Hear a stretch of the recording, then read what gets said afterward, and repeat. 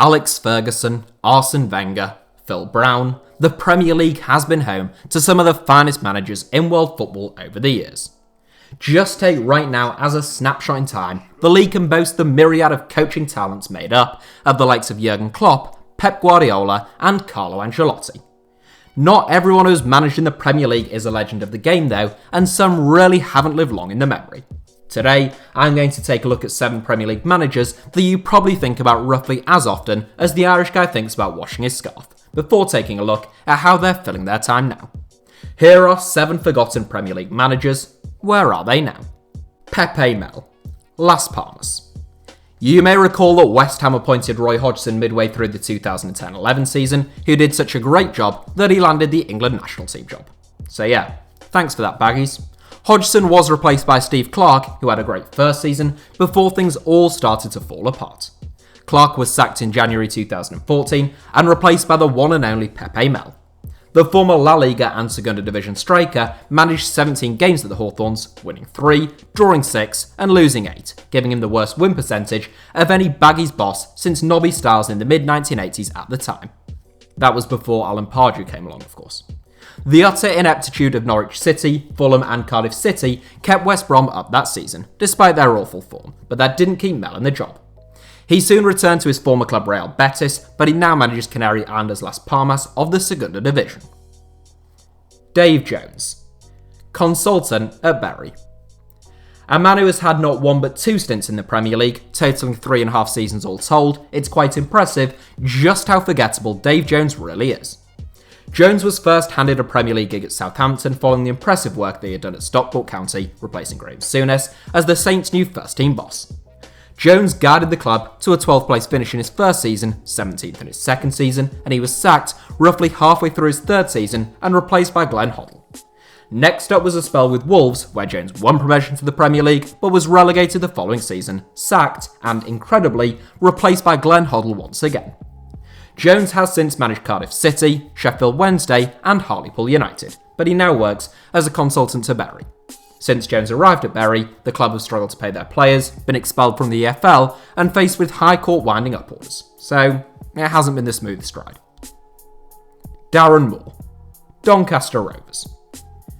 I'm not saying that West Brom managers are more forgettable than any other club's managers, but Darren Moore did only have a very brief stint in the Premier League. Including caretaker managers, the Baggies had 4 bosses during the 2017-18 campaign, Darren Moore being the last of them. Having previously won only 3 games all season, out of 32 at that point, the club went on a fantastic run under Moore, winning 3, drawing 2, and losing just 1 of their last 6 games. Unfortunately, the damage had already been done, and the club finished bottom of the league. Moore was handed the job on a permanent basis, but he was sacked in March 2019, with the Baggies in 4th place in the Championship, the same position that they went on to finish in. Moore wasn't unemployed for long, but he did have to drop down to League One, replacing Grant McCann as Doncaster Rovers boss last summer. Frank de Boer, Atlanta United. It's easy to forget about Frank de Boer's remarkable short-lived spell in charge of Crystal Palace, although once you mention his name, the memories all come flooding back. A legend of the game and one of the outstanding defenders of the 1990s, De Boer spent 6 years managing his former club Ajax, during which time he won 4 Eredivisie titles whilst playing a brand of football which reflected Ajax's ideals. Having been chased by a number of clubs, De Boer joined Inter Milan, but he lasted only 3 months at the San Siro. That would seem like an eternity compared to his next job at Crystal Palace, where De Boer lasted only 4 matches. I mean, when you think about it, it's pretty remarkable really that De Boer wasn't able to replace Sam Allardyce at Selhurst Park and get the likes of Jeffrey Schlupp and Christian Benteke playing Ajax-style total football within the space of 10 weeks. The sacking highlighted the incredible short-termism of Premier League clubs and the lack of consideration that goes into a lot of appointments. De Boer subsequently took over at MLS side Atlanta United in 2018, where he has won a US Open Cup and a Campeonato Cup to date. Brian Laws, unattached. As a Hull City fan, I grew up listening to BBC Radio Humberside on the way to and from the Casey Stadium, which meant also listening to coverage of Scunthorpe United and Grimsby Town. Brian Laws managed those 2 teams for a combined total of 12 years, and his pre- and post-match interviews were about as enjoyable as eating a razor blade sandwich. Unsurprisingly, Laws didn't manage in the Premier League with either of those 2, but he did have half a season in the top flight with Burnley following Owen Cole's dismissal in the 2009-10 season. Laws couldn't keep the Clarets in the Premier League, and he was sacked halfway through the following season in the Championship. The 58-year-old has only had 2 jobs since then, one with Shamrock Rovers, and one a third stint at Scunthorpe United. Laws revealed in November 2016 that he had undergone double heart bypass surgery, and I now feel slightly bad about the whole eating a razor blade sandwich thing. I do hope, of course, that he is now in full health and that perhaps he can make a return to management at some stage. Juande Ramos. Unattached. I might be wrong on this one, since I still have really vivid memories of Juande Ramos' time at Tottenham, but I get the suspicion that he is forgotten by most followers of the Premier League. Ramos was an ambitious appointment by Tottenham back in 2007, arriving off the back of 2 seasons at Sevilla, in which he had won 5 trophies, including 2 UEFA Cups.